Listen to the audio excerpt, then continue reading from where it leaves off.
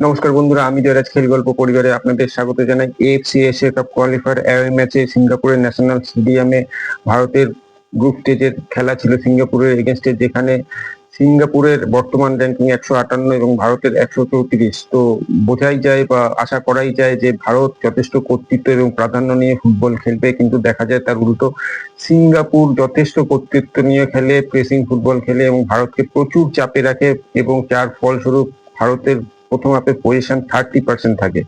খালিদ জামিল যার strategy counter attacking football, সেই ফুটবলের সাথে কিন্তু ভারতীয় প্লেয়াররা এখনো মানে মানিয়ে উঠতে পারেনি। কারণ দেখা যাচ্ছে যে ভারতীয় ফুটবল ডিফেন্স করছে, কিন্তু কাউন্টার অ্যাটাকে যখন যাবে তার যে ট্রানজিশন, তার যে অর্গানাইজেশন, সেইগুলো ঠিকমতো হচ্ছে না, এবং যার ফলে মাঝমাঠেই বল হারিয়ে যাচ্ছে।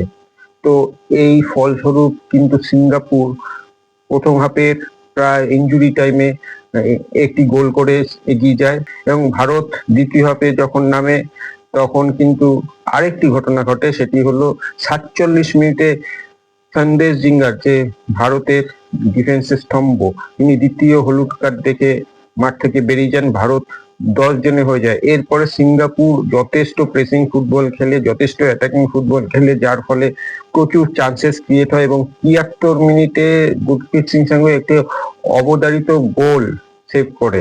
তো ভারতের খেলা দেখে আশা করা হচ্ছিল যে এই 10 জনের ভারত হয়তো আর সমতা ফেরাতে পারবে না। এরপরে পরিবর্তন হিসেবে নামে রহিম আলী, এবং তিনি ভারতের হয়ে ত্রাতা হয়।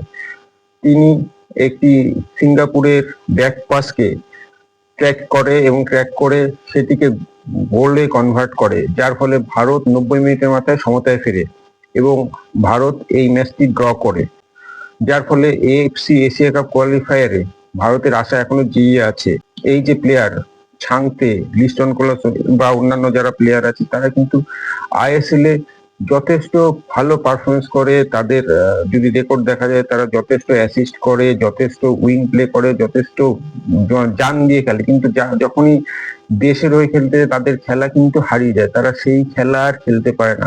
এবং এই ম্যাচ, সিঙ্গাপুরের ম্যাচটি যেটি ভারতের পক্ষে জেতা উচিত ছিল, সেই ম্যাচেও ড্র করে।